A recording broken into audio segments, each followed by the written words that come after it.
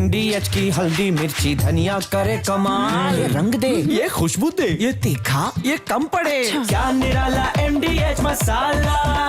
नमस्कार, बहुत स्वागत है आपका। आपके साथ मैं हूं मृदुल शर्मा और आप देख रहे हैं न्यूज का एक्स। और आज आपको बताऊंगा दर्शकों, ईरान में क्या परमाणु बम फट गया? क्या ईरान इजराइल युद्ध के दौरान परमाणु बम फटने की वजह से वहां पर भूकंप आया है या कुछ और कारण है? और इसके बाद आपको बताऊंगा डोनाल्ड ट्रंप के सिर पर एक नशा सवार हो गया है, उन्हें नोबेल पुरस्कार चाहिए। वो तमतमा रहे हैं, अपने ही प्रशासन से झगड़ रहे हैं। और इतना ही नहीं दर्शकों, कैसे अमेरिका में भूचाल आ गया है, पूरी एक्स-रे रिपोर्ट दिखाऊंगा। लेकिन इस भूचाल का बहुत बड़ा कारण है राष्ट्रपति रूस के पुतिन और चीन और रूस क्या पूरा खेल बदलने वाले हैं? ईरान इजराइल युद्ध का आगे क्या होने वाला है? पूरी एक्स-रे रिपोर्ट आज आपके सामने रखूंगा। लेकिन उससे पहले देखते हैं हेडलाइंस। दर्शकों, आज दुनिया के सामने सवाल है, क्या ईरान के पास परमाणु बम आ गया? लेकिन पहले आपको बता दूं, क्या ईरान ने परमाणु परीक्षण कर लिया है? क्योंकि ईरान में दर्शकों भूकंप आया है और पहला कारण बताया जा रहा है कि ईरान ने वहां पर परमाणु परीक्षण कर लिया है। लेकिन दर्शकों, एक और दावा किया जा रहा है। आपको जो अलग अलग दावे हैं वो समझा रहा हूं मैं। दूसरा दावा क्या किया जा रहा है? भूकंप ईरान में इसलिए आया है क्योंकि इजराइल ने जहां पर परमाणु केंद्र है ना ईरान का, वहां पर बम दागा और भूकंप आ गया। दो कारण आपने देख लिए ना दर्शकों। इनके आगे मैंने पूरी एक्स-रे रिपोर्ट तैयार की, आप कहीं मत जाइएगा, बताऊंगा। लेकिन उससे पहले तीसरा कारण, अगर ईरान ने परमाणु परीक्षण नहीं किया, इजराइल ने बम नहीं मारा, तो यह भूकंप क्या सिर्फ प्रकृति से आया है, प्राकृतिक है? ये सवाल बने हुए हैं दर्शकों। लेकिन आज बताता हूं आपको पहली थ्योरी, क्या ईरान ने परमाणु परीक्षण कर लिया है? देखिए रिपोर्ट।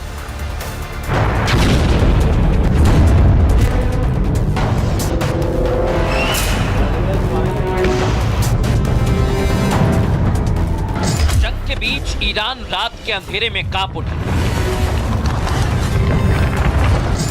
ईरान में भूकंप के झटकों से नई थ्योरी का जन्म हुआ।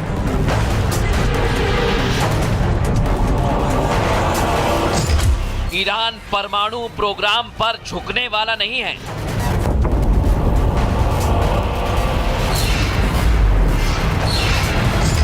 ईरान का परमाणु शक्ति बनने के लिए परीक्षण हुआ है।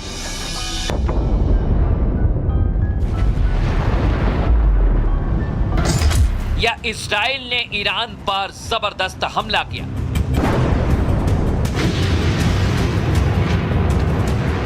ईरान और इजराइल के बीच जंग जारी है, जो अभी तो नहीं थमेगी। युद्ध का आज 9वां दिन है, लेकिन कोई देश पीछे हटने को तैयार नहीं है, बल्कि तबाही और विध्वंस के मंजर की तस्वीरें दहला रही हैं। दोनों तरफ भयंकर तबाही हो रही है और कोई बड़ी बात नहीं कि तबाही के ये निशान आने वाले दिनों में और गहरे और घातक हो जाएं, क्योंकि जिस परमाणु प्रोग्राम को रोकने के लिए इजराइल से लेकर अमेरिका तक कोहराम मचा है, वो ये मानकर चलिए कि बस ईरान के हाथ में ही है। ऐसा इसलिए कहा जा रहा है क्योंकि बीती रात ईरान में एक बार फिर आए भूकंप ने नया संदेह पैदा कर दिया है। ईरान में भूकंप की थ्योरी नंबर 1। ईरान में इससे एक हफ्ते पहले भी भूकंप आया था, लेकिन इन दोनों भूकंप पर नई थ्योरी ने जन्म ले लिया है, क्योंकि इन भूकंप की लोकेशन और टाइमिंग ये सोचने पर मजबूर करती है। 15 जून को फोर्दो परमाणु संयंत्र के पास भूकंप के झटके महसूस किए गए थे, जिनकी तीव्रता रिक्टर स्केल पर 2.5 मापी गई थी। इसके ठीक एक हफ्ते बाद रात 9:19 पर सेमनान प्रांत में ईरान की धरती हिल उठी। ये भूकंप पिछले वाले जैसा हल्का नहीं था। इस भूकंप की तीव्रता 5.1 मापी गई। सेमनान में भूकंप 10 किलोमीटर की गहराई में केंद्रित था और इसकी वजह से राजधानी तेहरान समेत कई अन्य हिस्सों में झटके महसूस किए गए थे, जिसके कारण ये सवाल उठने लगे कि ईरान में ये भूकंप के झटके बार बार कहीं इसलिए तो नहीं हो रहे कि ईरान ने परमाणु संपन्न होने के लिए चोरी छिपे परमाणु परीक्षण कर दिया, क्योंकि जब परमाणु टेस्टिंग की जाती है तब भी इस तरह के झटकों से धरती कांप उठती है।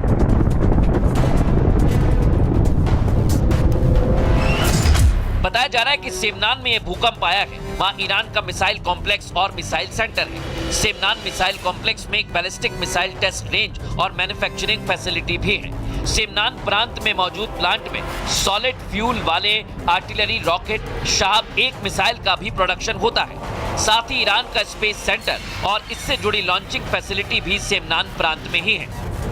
ऐसे में भूकंप की लोकेशन ये सोचने पर मजबूर कर रही है कि कहीं ये परमाणु गतिविधियों से जुड़ा हुआ तो नहीं है। और दर्शकों, ये सवाल उठ रहे हैं, इसलिए उठ रहे हैं क्योंकि ईरान की सरकारी मीडिया ने, आपको याद है ना, 3 दिन पहले एक वीडियो जारी किया था। वो वीडियो मैं आपको फिर से दिखाता हूं। उस वीडियो में ये है वो वीडियो, प्रतीकात्मक परमाणु हथियार दिखाया था। तो आज हम पूछ रहे हैं, क्या ईरान ने परमाणु बम बना लिया है और उसका परीक्षण कर लिया है, इसलिए ये भूकंप आया? क्योंकि इसमें लिखा हुआ है दर्शकों, मे बी का मतलब शायद। तो क्या ईरान दुनिया को संदेश दे रहा है कि उसने परमाणु परीक्षण कर लिया है, इसलिए भूकंप आया? ये तो थ्योरी नंबर 1 रही। लेकिन दर्शकों, 2 थ्योरीज और आ रही हैं और इसमें इस्राइल का भी कनेक्शन है। परमाणु मिसाइल के मिनिएचर को कैसे हाथों से सहला रहा है ईरान, ये तो दुनिया ने देख लिया है। इससे सीधा संदेश ये कि ईरान वाकई परमाणु बम बना चुका है और वो पीछे नहीं हट रहा है, इसलिए जंग में अपनी ताकत दिखा रहा है। लेकिन दर्शकों, जैसा मैंने कहा कि 2 थ्योरीज आ रही हैं। 2 थ्योरीज और क्या कहती हैं? क्या इसके पीछे इस्राइल है, अमेरिका है, या फिर ये सब कुछ प्रकृति है? देखिए थ्योरी नंबर 2। वहीं भूकंप की दूसरी थ्योरी ये कहती है कि यह भूकंप इस्राइल के भीषण अटैक की वजह से हुआ है, क्योंकि दोनों ही तारीख में धरती इस्राइली हवाई हमलों के बाद तुरंत कांपी।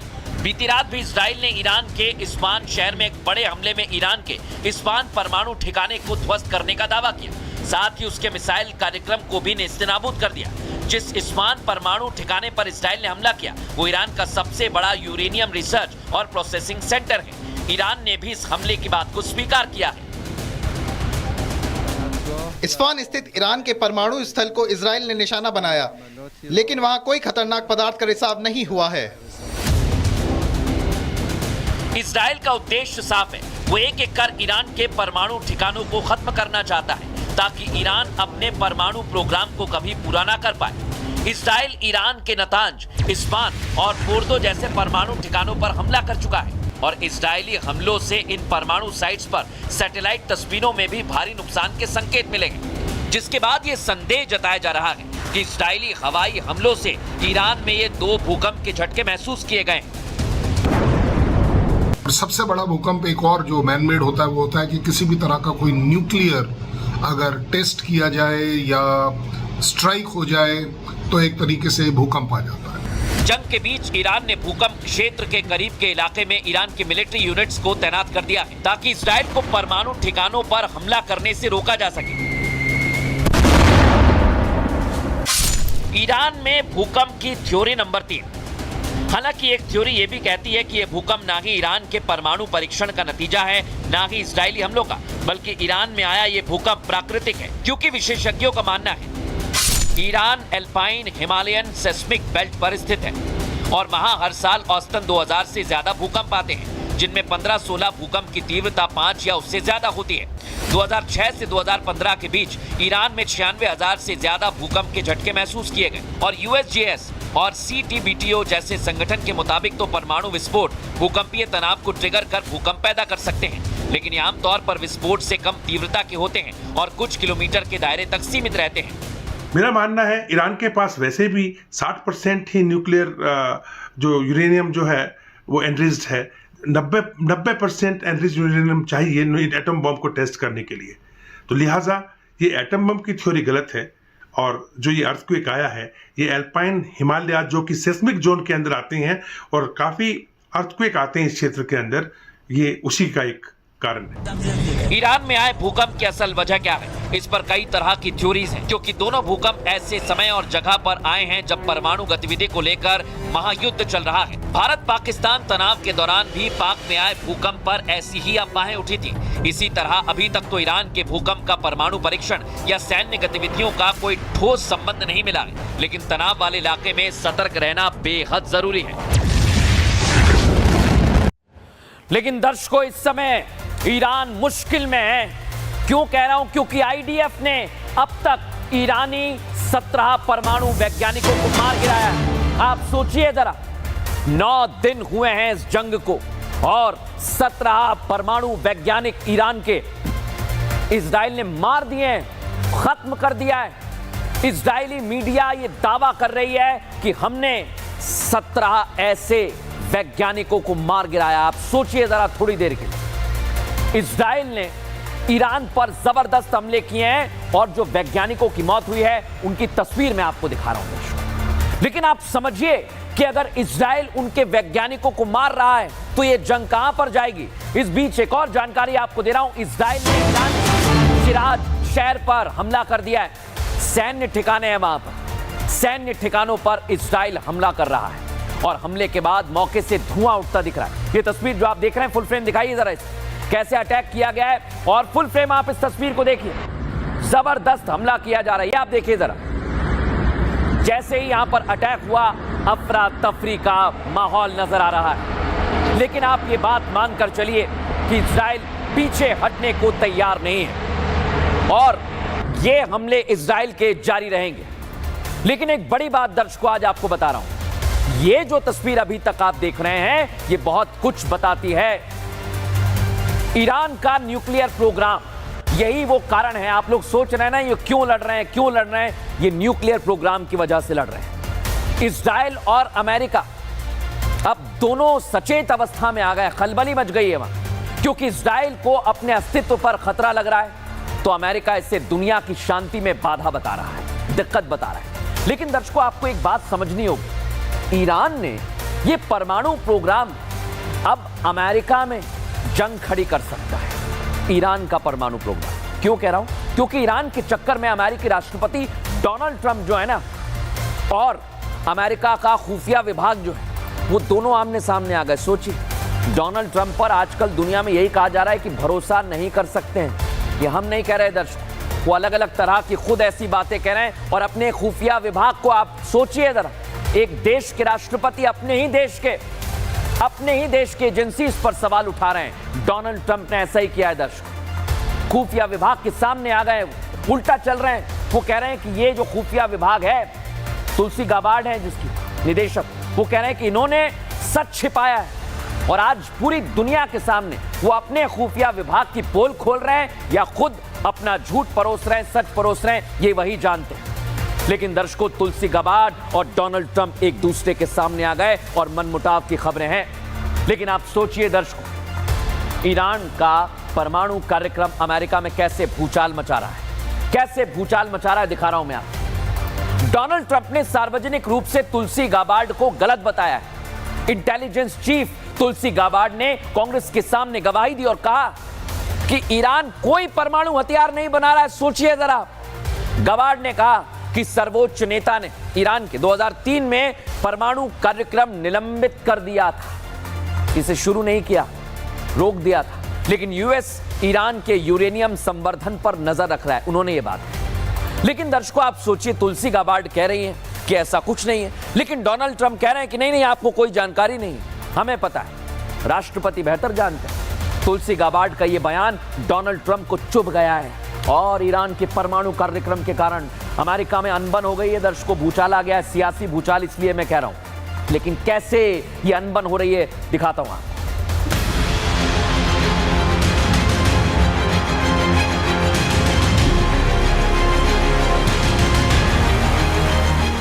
ईरान का परमाणु कार्यक्रम, मिडिल ईस्ट में जंग।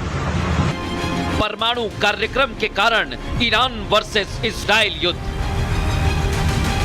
अब यही परमाणु प्रोग्राम फैला रहा अमेरिका में भ्रम। ईरान के परमाणु कार्यक्रम ने नेतन्याहू से लेकर डोनाल्ड ट्रंप तक की नींद उड़ा दी है। इजराइल ईरान की परमाणु फैसिलिटीज को मुख्य टारगेट पर ले रहा है। तो अमेरिकी राष्ट्रपति भी इजराइल को इसमें समर्थन दे रहे हैं। अमेरिका नहीं चाहता कि ईरान परमाणु संपन्न बने, लेकिन अब ईरान का यही परमाणु कार्यक्रम अमेरिका में भ्रम पैदा कर रहा है। भ्रम भी अमेरिकी राष्ट्रपति डोनाल्ड ट्रंप और अमेरिका खुफिया विभाग के निदेशक तुलसी गबार्ड के भी। ट्रंप ईरान को लेकर ये कह रहे हैं कि वो तेजी से इस पर काम कर रहा है, वो कुछ ही महीने में परमाणु बम बना लेगा। लेकिन इससे उलट तुलसी गबार्ड ने कहा कि ईरान कोई परमाणु हथियार नहीं बना रहा। बस इसी बात पर ट्रंप तुलसी गबार्ड पर भड़क उठे। वो अमेरिका खुफिया विभाग के निदेशक तुलसी गबार्ड से नाराज हो गए। एक पत्रकार ने उनसे सवाल किया, जिस पर उन्होंने अपने खुफिया विभाग को ही गलत बता दिया। What intelligence do you have that Iran is building a nuclear weapon? Your intelligence community has said they have no evidence that they are at this point. Well, then my intelligence community is wrong. Who in the intelligence community said that? Your director of national intelligence, Tulsi Gabbard. She's wrong. You know, they're sitting on the top of one of the largest piles of oil in the world. I just don't know why they need that for civilian work. Trump का लहजा उनके शब्दों ने यह बता दिया कि वो किस कदर गबार्ड के बयान से नाखुश है। ट्रंप को यह अपने साथ धोखा लगा, क्योंकि वो दुनिया भर में ये कह रहे हैं कि ईरान जल्द ही परमाणु संपन्न बनाने की दिशा में काम कर रहा है और उन्हीं का खुफिया विभाग इससे इनकार करता है। लेकिन जब तुलसी गबार्ड तक ट्रंप की नाराजगी पहुंची तो तुलसी गबार्ड ने अपनी सफाई दी और कहा उनके दिए बयान को गलत रूप से पेश किया गया है।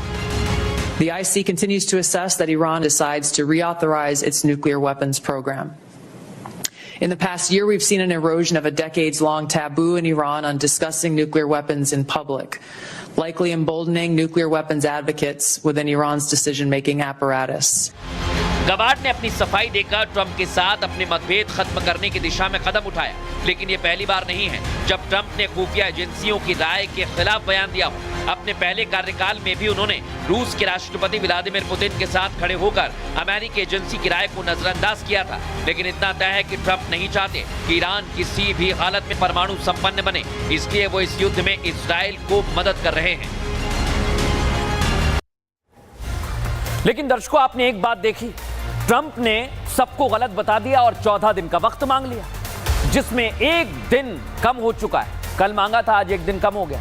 अब दर्शकों 13 दिन बचे हुए हैं। ट्रंप क्या करेंगे, क्या करने वाले हैं, दुनिया जानना चाहती है, क्योंकि उनके इस फैसले के बाद बताया जा रहा है कि वो खुद ही कंफ्यूज हो गए, उनको समझ नहीं आ रहा क्या करें, इसलिए 14 दिन का वक्त लिया है। लेकिन दर्शकों, मुझे लगता है कि ऐसा बिल्कुल नहीं है। अमेरिका जानता है कि वो क्या कर रहा है। वो ईरान के साथ आने वाले समय में क्या कुछ करने वाला है, ये मैं आपको बता दूंगा, क्योंकि ट्रंप और उनका प्रशासन बिल्कुल साफ है कि उन्हें करना क्या है।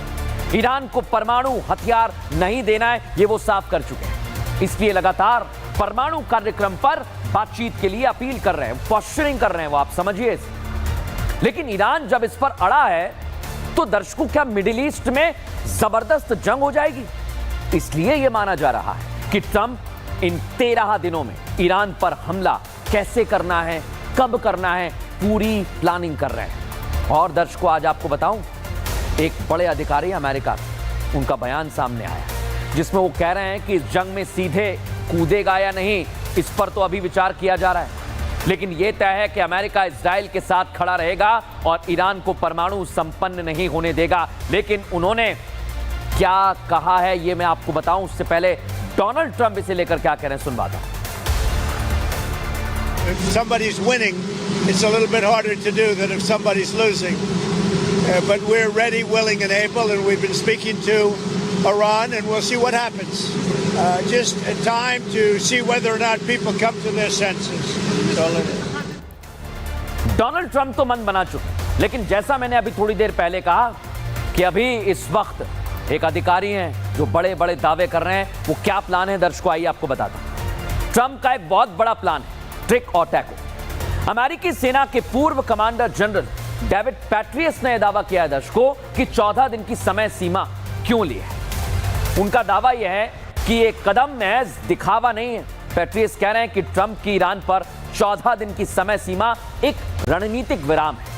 यूएस सेना को मिडिल ईस्ट में पूरी तरह से तैनात करने के लिए उन्हें 14 दिन चाहिए। ईरानी परमाणु ठिकानों पर हवाई हमला करने पर अमेरिका, ट्रंप विचार कर रहा है, यह पैट्रियस का कहना है दर्शकों। लेकिन आप सोचिए, अगर ऐसा ही हुआ तो क्या ईरान में जबरदस्त तबाही आएगी। और उसके ट्रेलर इस वक्त हमारे सामने आ गए मिडिल ईस्ट की ओर। अमेरिकी फाइटर जेट बढ़ गए दर्शकों, F-22, रैप्टर और F-35 समेत कई सारे विमान देखे गए। मैं आपको तस्वीरें दिखाता हूं, ये आप देखिएगा। ये जो तस्वीर आप देख रहे हैं ना, ये देखे गए पूर्वी भूमध्य सागर के ऊपर से गुजरे। जरा दिखाइए इन तस्वीरों को।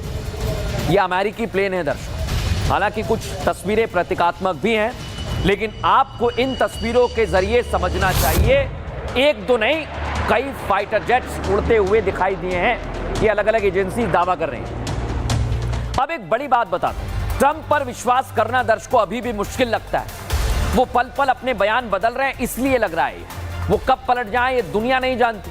बहुत मुश्किल हो रहा है उन्हें समझना। ऐसा मैं इसलिए कह रहा हूं क्योंकि 2 हफ्ते का जब उन्होंने वक्त मांगा तो कहा गया कि ईरान पर हमले के लिए मांग रहे हैं, लेकिन इजराइल के प्रधानमंत्री बेंजामिन नेतन्याहू ने कह दिया है कि अरे आपको आना है आए, ना आना हो ना आए, आपकी सेना की हमें कोई जरूरत नहीं है। इजराइल इतना सक्षम है कि वो बिना अमेरिका की मदद के ईरान के फोर्दो परमाणु संयंत्र को तबाह कर सकता है। ये मैं नहीं कह रहा है, बेंजामिन नेतन्याहू कह रहे हैं। इस पर जो ट्रंप अभी तक इजराइल का साथ दे रहे थे दर्शक, वो अब इजराइल को लेकर सवाल खड़े कर रहे हैं कि इजराइल में इतना दम नहीं है, इतना उछलने की जरूरत नहीं है। दिखाता हूं आप।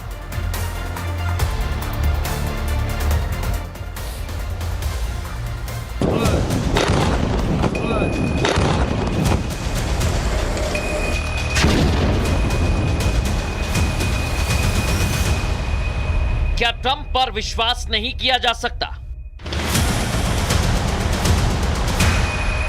ट्रंप के बयान पल पल बदलते हैं। जो ट्रंप अभी तक ईरान के खिलाफ इजराइल के साथ खड़े थे, वही ट्रंप आज इजराइल की सैन्य क्षमता पर सवाल खड़े करने लगे। क्योंकि पहले तो ईरान इजराइल जंग पर तीखे बयान देने वाले ट्रंप ने ईरान पर हमले का निर्णय लेने के लिए 2 हफ्ते का वक्त मांगा। फिर जब नेतन्याहू ने दुनिया के सामने आकर साफ कर दिया कि उनका देश और उनकी सेना अपने आप में बहुत सक्षम है, तो ये बात ट्रंप को पसंद नहीं आई। व्हाइट हाउस का बयान सामने आने के बाद इजरायली प्रधानमंत्री बेंजामिन नेतन्याहू ने साफ कर दिया कि इजराइल जंग में पीछे नहीं हटेगा। नेतन्याहू ने कहा कि ट्रंप का फैसला अपनी जगह है, लेकिन वो ईरान के परमाणु ठिकानों पर हमले जारी रखेंगे।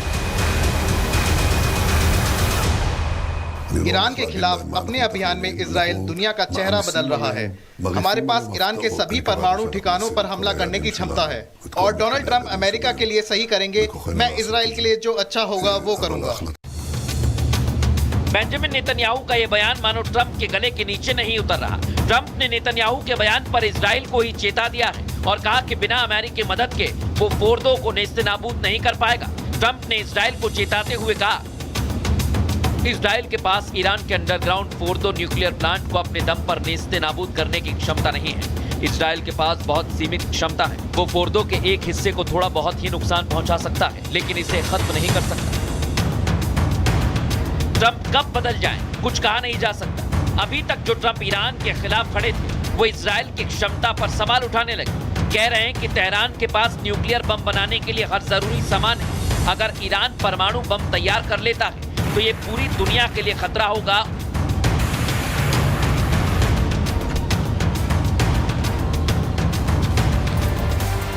और अमेरिका की दादागिरी से दुनिया वाकिफ है दर्शकों। अमेरिका केवल अपने फायदे के लिए ये सोचता है, ये तो आप भी समझ गए हो। वो ईरान इजराइल युद्ध में सिर्फ अपना फायदा देख रहा है। पता है ट्रंप का भी एक फायदा है दर्शकों। मिडिल ईस्ट में कैसी आग लग रही है ये आप देख रहे हैं ना, लेकिन ट्रंप ने ईरान इजराइल जंग में आग में घी डालने का काम किया। ये मैंने आपको कल ही बता दिया था। ये काम उन्होंने भारत पाकिस्तान तनाव के वक्त भी किया था। वो आप समझिए बेमतलब का श्रेय लेना चाहते हैं कि भाई मैंने किया, ये तो मैंने किया है। पाकिस्तान भारत के सीज फायर के लिए कैसे उन्होंने दावा किया, लेकिन सच ये है कि पाकिस्तान, भिखारी पाकिस्तान हमारे सामने गिड़गिड़ाया था। ये दुनिया जानती है और पीएम मोदी ने भी साफ कर दिया। लेकिन ट्रंप आगे आ गए कि नहीं मैंने रुकवाया है। और यही ट्रंप की दिक्कत है दर्शकों। उनके सिर पे एक नशा सवार हो गया है, वो है नोबेल पुरस्कार जीतने का। दिखाता हूं आपको।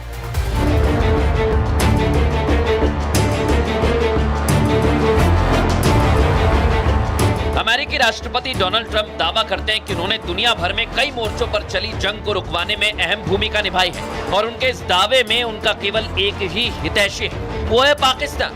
पाकिस्तान सरकार ने ट्रंप का नाम 2026 के नोबेल शांति पुरस्कार के लिए औपचारिक रूप से प्रस्तावित कर दिया। नोबेल पुरस्कार पाने के लिए डोनाल्ड ट्रंप की दीवानगी सिर चढ़कर बोल रही है। वो दावा कर रहे हैं कि उन्होंने कांगो रवांडा के बीच संधि की व्यवस्था कर दी और कह रहे हैं कि मुझे इसके लिए नोबेल शांति पुरस्कार नहीं मिलेगा। भारत पाक जंग रोकने के लिए नोबेल नहीं मिलेगा। सर्बिया कोसोवो जंग रुकवाने के लिए नोबेल नहीं मिलेगा। मिस्र इथियोपिया में शांति के लिए नोबेल नहीं मिलेगा। अब्राहम समझौते के लिए नोबेल पुरस्कार नहीं मिलेगा। मैं कुछ भी करूं मुझे नोबेल पुरस्कार नहीं मिलेगा। Donald Trump make America great again के नारे के साथ सत्ता में वापसी करते हैं। अमेरिका में राष्ट्रपति चुनाव में जीतने के बाद ये दावा करते हैं कि वो दुनिया में शांति लाएंगे, युद्ध रोकने पर काम करेंगे। मैं दुनिया में शांति चाहता हूं। मैं युद्ध को रोकने का काम करूंगा। 2017 से 2020 में मेरी प्रेसिडेंसी में कोई बड़ी जंग नहीं छिड़ी थी। बतौर अमेरिकी राष्ट्रपति अब मैं फिर विश्व में शांति बहाल करूंगा। विशेष रूप से मिडिल ईस्ट के लिए काम करूंगा। जंगी माहौल के बीच ट्रंप खुद को शांति का मसीहा साबित करने पर तुले हुए हैं। उन्हें नोबेल शांति पुरस्कार की तलब लगी हुई है, लेकिन सच तो यह है कि आज तक ट्रंप के कहने पर युद्ध रुकना तो दूर, सीज फायर तक नहीं हुआ है। ऐसे में अब यह भी कहा जा रहा है कि अगर अमेरिका जंग में सीधे कूद गया तो ट्रंप नोबेल पुरस्कार पाने का सपना देखते ही रह जाएंगे। भाई ये ट्रंप की दिक्कत है, लेकिन ईरान को परमाणु शक्ति बनने से रोकने के लिए जहां एक तरफ अमेरिका और इजराइल हैं दर्शकों, तो दूसरी तरफ आपको बताता हूं ईरान के साथ रूस आ गया है, चाइना आ गया है। और इसलिए मैं कह रहा था दर्शकों, आपसे परसों ही मैंने बताया था आपको कि ये जंग और ज्यादा भड़केगी। और इसी कारण कहा जा रहा है कि अगर जंग में अमेरिका सीधे तौर पर आया तो रूस और चीन पीछे नहीं हटेंगे, वो भी फुल फ्लैश वॉर में आ जाएंगे। और अगर ऐसा हो गया दर्शकों, तीसरे विश्व युद्ध की ओर ले जाएंगी ये घटना है। लेकिन आप सोचिए दर्शकों, रूस और अमेरिका की इसमें कितनी बड़ी भूमिका दिखाता हूं आपको।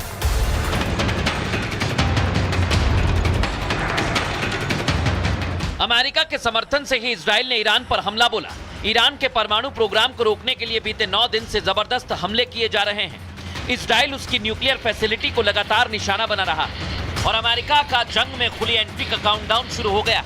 सबकी निगाहें अब 2 हफ्तों के खत्म होने पर टिक गई, जब ट्रंप बताएंगे उनका ईरान पर फाइनल फैसला क्या है। लेकिन उससे पहले रूस ने अमेरिका को चेता दिया है कि अगर उसने ईरान इजराइल युद्ध में एंट्री की तो अंजाम बहुत बुरा होगा, दुनिया में बवाल मच जाएगा।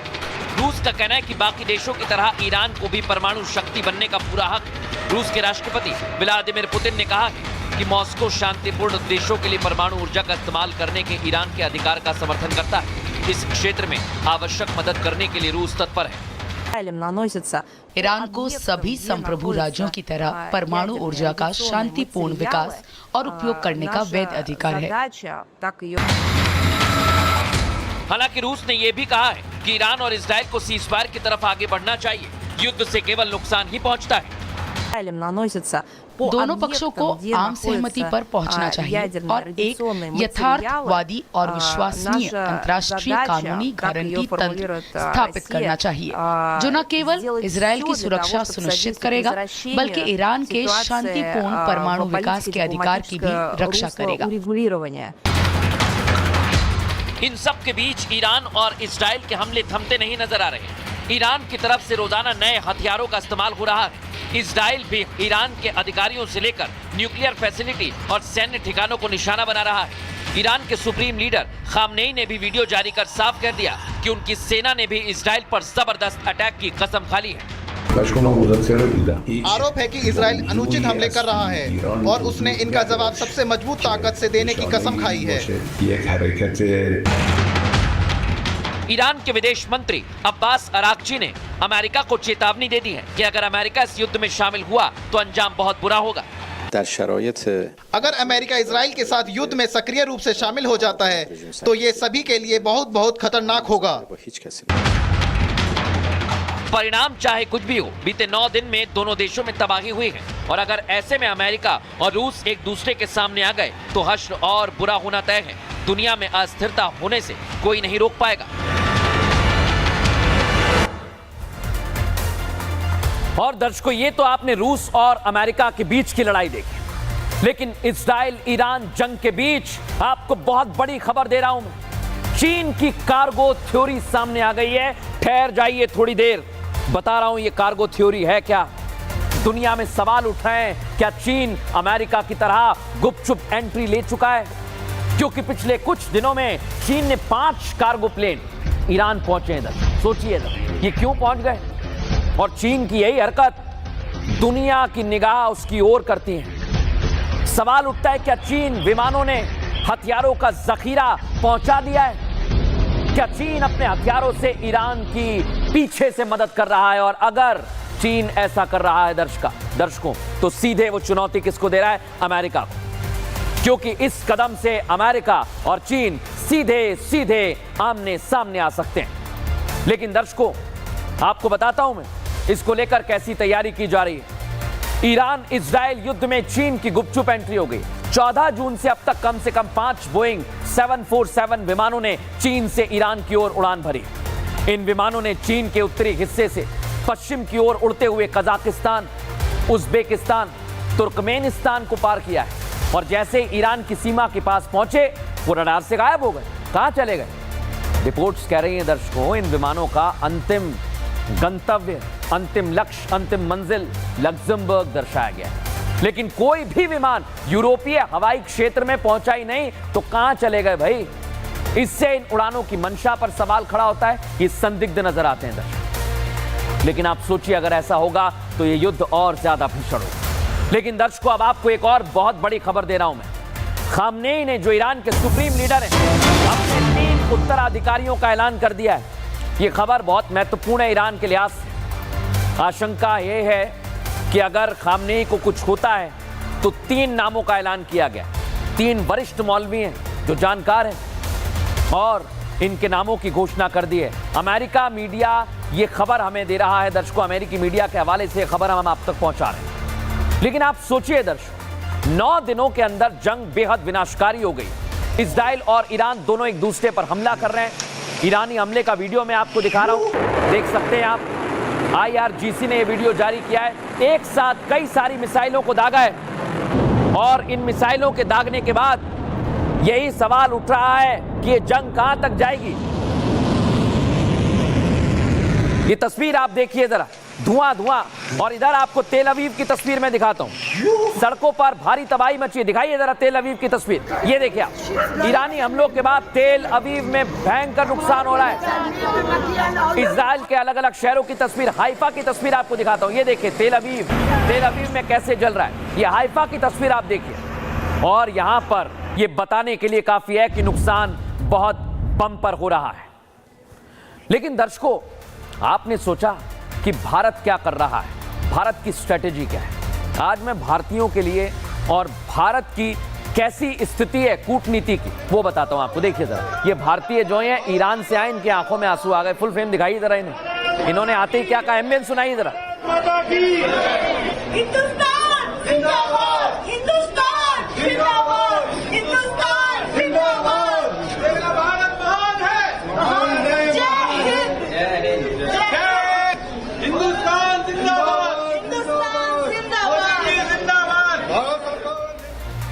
तो देखा दर्शकों आपने, एक तरफ युद्ध चल रहा है और उधर भारत ने कह दिया कि हम अपने लोगों को ईरान से, इजराइल से सुरक्षित वापस लेकर आएंगे। और ईरान से ये भारतीय आए हैं, कह रहे हैं हिंदुस्तान जिंदाबाद। बहरहाल दर्शकों, वक्त हो गया एक छोटे से ब्रेक का। एक छोटे से ब्रेक के लिए रुक रहे हैं, जल्द हाजिर होंगे।